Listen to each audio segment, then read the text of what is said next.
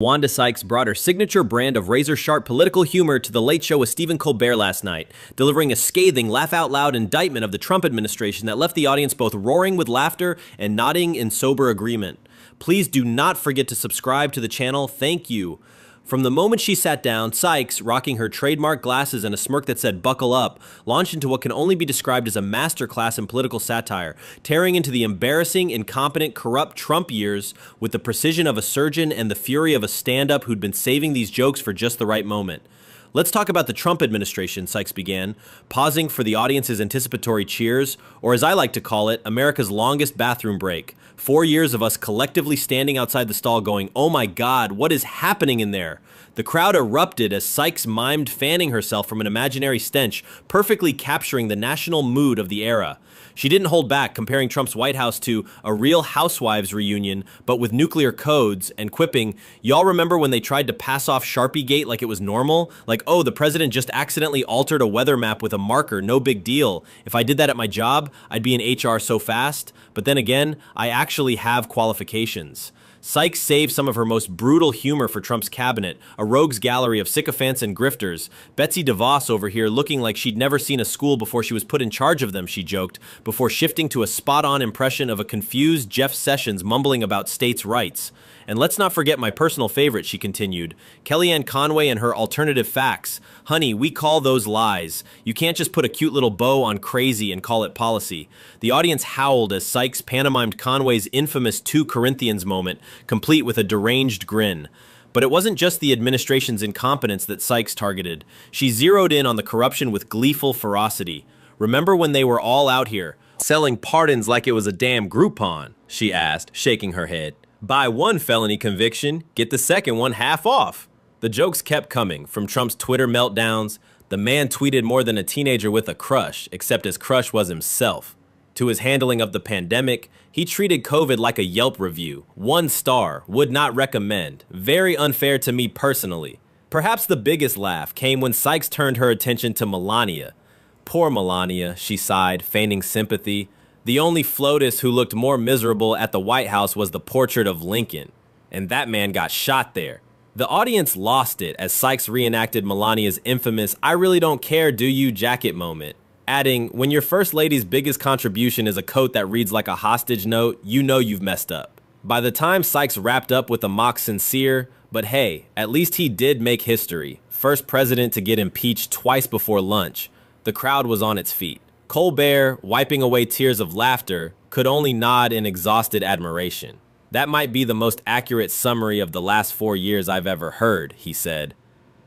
The segment instantly went viral, with political commentators and comedians alike hailing it as a cathartic release for a nation still recovering from the Trump era. As for Sykes, she exited the stage with a mic drop worthy shrug, as if to say somebody had to say it, and thank God it was her.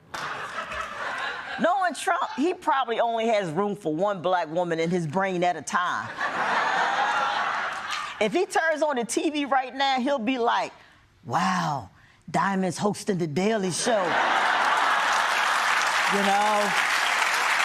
Comedy powerhouse Wanda Sykes brought her A-game to The Daily Show, delivering a blistering monologue that left no Trumpian absurdity unscathed. From painfully awkward public appearances to questionable decision-making, Sykes masterfully highlighted why the former president remains comedy's gift that keeps on giving. The Emmy-winning comedian immediately zeroed in on Trump's recent head-scratching eulogy at a high-profile funeral, where he somehow made the solemn occasion about himself. Only Trump could turn rest in peace into "let me tell you about my poll numbers," Sykes deadpanned, perfectly mimicking Trump's signature braggadocious delivery. The audience roared as she reenacted the moment with spot-on physical comedy, complete with exaggerated hand gestures and that trademark squint he does when reading teleprompter text that might as well be hieroglyphics. But Sykes wasn't done. She brilliantly contrasted Trump's gaffe-prone eulogy with President Biden's handling of classified documents, noting with trademark sarcasm, "One guy accidentally takes home some papers, follows procedure when discovered. The other treats national secrets like they're McDonald's ketchup packets. Squeeze what you need, toss the rest in a bathroom at Mar-a-Lago. The crowd erupted as Sykes pantomimed Trump casually discarding sensitive documents while complaining about toilet flushing. The comedy veteran saved special scorn for Trump's recent social media tirades, particularly his all-caps rants about Biden. When your tweets look like they were written by a middle schooler who just discovered the caps lock key, Sykes joked, maybe it's time to step away from the phone and into, I don't know, a basic grammar class. Sykes' genius lies in her ability to find the perfect balance between scathing political commentary and laugh-out-loud humor. Whether skewering Trump's awkward handshake attempts, it's like watching a T-Rex try to use an ATM, or his bizarre speech patterns. He says tremendous so much I think it's the only adjective his brain retained. She consistently lands punchlines that are as insightful as they are hilarious. The segment reached its uproarious peak when Sykes imagined Trump's version of a presidential library. Instead of important documents, it's just shelves of his unopened tax returns and that Sharpie he used to alter the hurricane map. The gift shop sells "I Survived the Truth" t-shirts, and those little golf pencils he probably thinks count as classified documents. As the audience caught their breath between laughs, Sykes delivered her killer closing line. The best part about Trump running again? 4 more years of material. And unlike his businesses, this one's actually guaranteed to turn a profit. The thunderous applause that followed proved once again that when it comes to political comedy, Wanda Sykes remains in a league of her own. What makes Sykes' takedown so effective is her unique ability to expose the absurdity without ever losing the laughs. She doesn't just mock Trump's behavior, she holds up a funhouse mirror to it, letting the inherent ridiculousness speak for itself. In an era where political comedy often veers into mean-spiritedness, Sykes reminds us that sometimes the most devastating critique is the one delivered with a perfectly timed wink and a smile. The segment instantly went viral, with clips spreading across social media like wildfire. Political commentators praised its incisiveness, while fellow comedians tipped their hats to a master at work. As for Trump,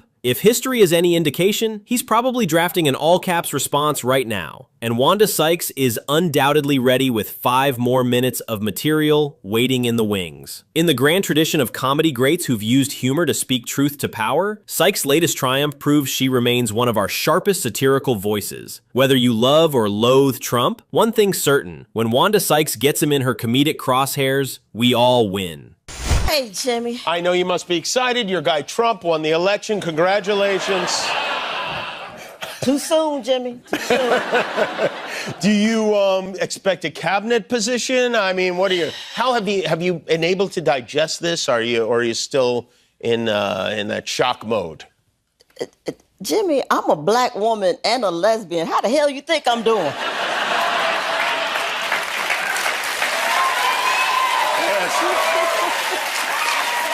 When Donald Trump won the 2016 presidential election, America collectively gasped, but Wanda Sykes responded the only way she knows how, with razor-sharp wit that cuts through the absurdity like a political scalpel. In a recent stand-up set that's since gone viral, the comedy legend revisited that surreal November night, delivering a cathartic breakdown of her emotional roller coaster that had audiences laughing through the shared trauma. "I went through all 5 stages of grief in 30 minutes, Sykes confessed, pacing the stage with the energy of someone who just chugged 3 espressos and a righteous indignation smoothie. Denial, no way this clown actually won. Anger, oh hell no, this clown actually won. Bargaining, maybe if I send him a fruit basket. Depression, this country is doomed. Acceptance, well at least the next 4 years of comedy material just wrote itself." The crowd erupted as Sykes mimed taking a swig from an imaginary bottle, adding, "And by acceptance, I mean tequila, lots of tequila." Sykes didn't hold back in recounting the whiplash of watching Trump's victory speech after his campaign's divisive rhetoric. This man spent 18 months calling Mexicans rapists, mocking disabled reporters, and bragging about grabbing women by the, well, you know, she said, pausing for dramatic effect. And suddenly, he's up there reading from a teleprompter like, "I will be president for all Americans." All Americans? Sir, you just spent the last year telling half of us to go f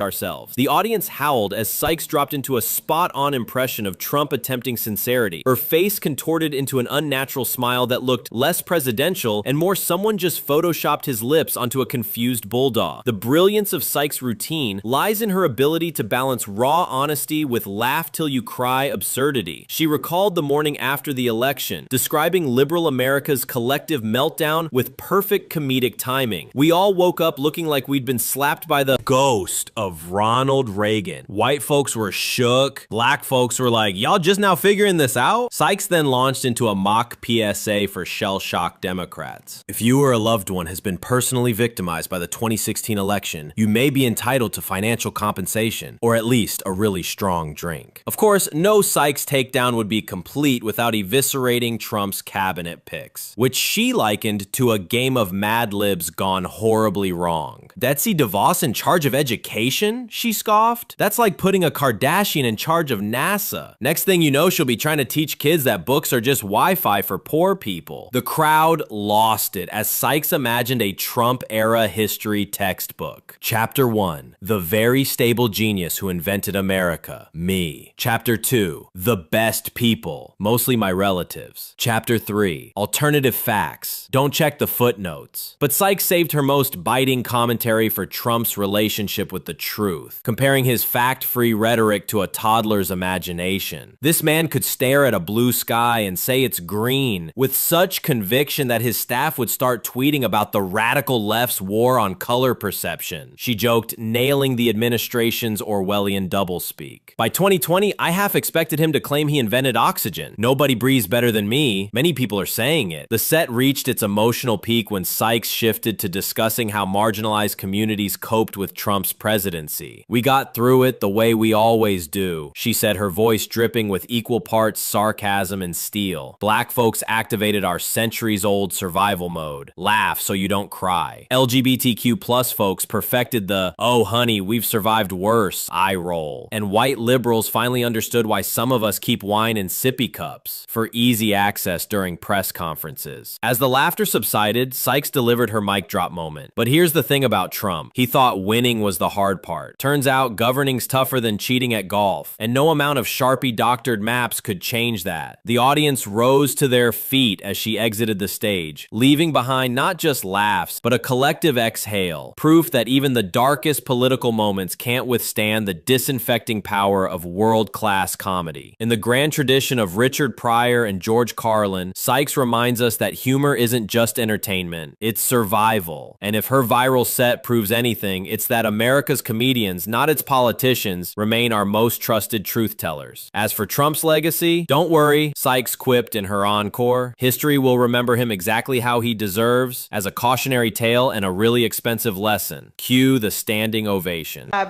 support you people. We need to raise money for them for everything they do, because the world is just crazy. It's just mean. You know what it is? It's mean. Yes. Do I blame Donald Trump? Of course I do. He's made everybody mad. Everybody just angry. Yeah. Just everyone's just angry. And yeah. I'm out there. People know. Trump annoys me. His whole family annoys me. Yeah. The whole kit caboodle. They annoy me. That family's rotten to the core, I'm telling you. Just rotten to the core. Wanda Sykes took no prisoners during her uproarious stand-up set at the All-Star Deportation Jamboree, a comedy event whose title alone should have warned Trump supporters to stay home. From the moment she strutted on stage, mic in hand, and a grin that screamed, "Buckle up, buttercups," Sykes unleashed a firestorm of jokes about Trump, his crumbling empire, and the beleaguered Secret Service agents stuck babysitting him at Mar-a-Lago. "Y'all see what's happening down in Florida?" she opened, pacing the stage like a prosecutor delivering a closing argument. "Trump's running his post-presidency like a timeshare scam crossed with Weekend at Bernie's, except Bernie had more coherent policies." The crowd howled as Sykes launched into a merciless set that left no Trumpian absurdity unskewered. She wasted no time mocking Mar-a-Lago's transformation from overpriced country club to full-on MAGA nursing home. This man charges his cult members $200 to eat cold hamburgers in a ballroom that smells like desperation and expired tanning lotion. Sykes wisecracked, miming Trump's signature golf clap for donors. Meanwhile, the Secret Service is stuck there like, we used to protect Obama in the White House, now we're counting classified documents between the ketchup and the fake Tiffany merch. The audience lost it as Sykes reenacted a harried agent finding nuclear secrets stuffed in a locker next to Trump's world's best grandpa mug. But the real highlight came when Sykes tackled Trump's legal woes with the precision of a comic surgeon. They raided Mar-a-Lago like it was a Storage Wars episode, she deadpanned. Turns out the nuclear codes were hidden between his Art of the Deal drafts and Melania's prenup. Y'all know it's bad when the FBI shows up with a subpoena and a hoarder's intervention team. Sykes then enter coverage. Imagine Trump's defense strategy. Those weren't classified documents. They were my very stable genius notes. Also, presidential privilege means I can wipe my butt with the Constitution. The crowd roared as she pantomimed Trump angrily autographing subpoenas like they were merch for sale. No Trump roast would be complete without addressing his cult-like followers, and Sykes delivered a masterclass. These people still think the election was stolen? She scoffed. Honey, the only thing stolen was their critical thinking skills. They'd believe Trump if he said he invented the moon. Beautiful moon, very round. Many people are saying I built it. Obama's moon was crooked and sad. The audience howled as Sykes morphed into a Trumpian rant about lunar real estate, complete with erratic hand gestures. By the time she closed with Trump's running again because prison food doesn't come with a side of hamburgers, the crowd was on its feet. Sykes didn't just deliver jokes. She orchestrated a cathartic release for anyone who survived the Trump years with their sanity intact. And as the applause thundered, one thing was clear. In the battle between truth and Trumpism, comedy remains the ultimate weapon, and Wanda Sykes is its sharp. She delivered a tour de force dissection of the Mueller report during her Netflix special that should be required viewing for every political science student. Not because it's educational, but because it's the only way to process this national trauma without developing an ulcer. From the moment she strutted onto the stage, adjusting her glasses with the precision of a surgeon about to operate, it was clear no one was leaving without a cathartic release of laughter. Let's talk about the Mueller report, Sykes began, pausing for the audience's nervous chuckles. Or as I like to call it, 448 pages of bitch we told you so with footnotes by James Comey's tear-stained diary. Sykes, whose comedic timing is so sharp it could slice through Trump's layers of self-justification, framed the entire investigation as the political equivalent of a Three Stooges routine. This report is like watching someone try to assemble IKEA furniture while drunk, she deadpanned, launching into a spot-on impression of Trump reading the document. Very legal, very cool. Wait, what's collusion? Is that like Collateral? I love Collateral. The audience howled as Sykes mimed Trump's legal team face-palming in unison while Mueller sat stone-faced, internally screaming. The brilliance of Sykes' routine lay in her ability to translate legal jargon into devastating comedy. Obstruction of justice? She scoffed. More like presidential yoga. This man contorted himself into more positions than a $2 hooker during Fleet Week. She then imagined the White House reaction. When the president does it, that means it's not illegal. Baby, that logic didn't work for Nixon, and it damn sure won't work for you. Unless Fox News starts counting prison jumpsuits as formal wear. Sykes saved her most biting commentary for Trump's infamous no collusion, no obstruction victory lap. This man interpreted "we couldn't prove it" as complete exoneration, like he interprets 5'11" as 6'3", she cracked, sending the crowd into hysterics. Y'all seen him celebrating? Jumping around like he just won the Super Bowl of sketchy behavior. Meanwhile, Mueller's over here looking like the substitute teacher who just realized this class has no lesson plans and the principal's on vacation. The comedian's piece de resistance came when she compared the Mueller investigation to a mafia movie. It's like The Godfather if Don Corleone kept tweeting fake news during the wedding scene and Sonny died because he refused to pay his porn star hush money properly, Sykes quipped, perfectly nailing the absurdity of Trump's presidency. She then delivered the kill shot. The real Russian interference was making us watch this administration for 4 years without free vodka. As the applause thundered, Sykes exited with a mic drop worthy of the scandal itself. Remember, kids, if you can't convince them with facts, baffle them with bullshit. It's the Trump way. The standing ovation that followed wasn't just for the jokes. It was for the therapy session America desperately needed. Earlier we were talking about President Trump's first 100 days. Just curious, what's your assessment about how it's going? Horrible. I mean, the ratings are showing. I mean, yeah. I think Gout has a higher approval rating. Gout's very popular. Well, what do you think? What do you think? Like he could do to maybe make things better? Resign? Yeah.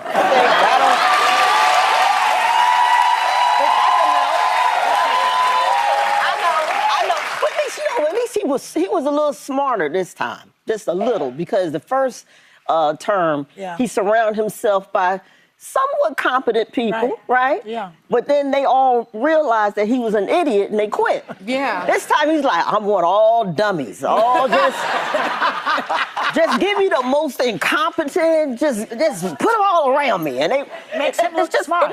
She later took to the stage like a truth-telling hurricane, armed with nothing but a microphone and the kind of righteous indignation that could power a small city, as she delivered what may go down in history as the most cathartic comedic autopsy of Donald Trump's disastrous first 100 days in office. From the moment she strutted onto the stage, adjusting her glasses with the precision of a sniper about to take the shot of her life, it was clear no one in the audience would leave without experiencing the full-body cleanse of laughter necessary to survive America's newest political reality. Okay, let's talk about these first 100 days. Sykes began, pausing just long enough for the audience to brace themselves. Or as I like to call them, America's longest-running episode of Punk'd, where the joke is on all of us and Ashton Kutcher is never coming out to say gotcha. The crowd erupted as Sykes launched into her opening salvo, comparing Trump's transition from reality TV star to world leader as like watching a chimpanzee get handed the nuclear codes while still flinging its own shit. Entertaining at first, then suddenly very, very concerning. With surgical precision, Sykes dissected each embarrassing milestone of the nascent administration.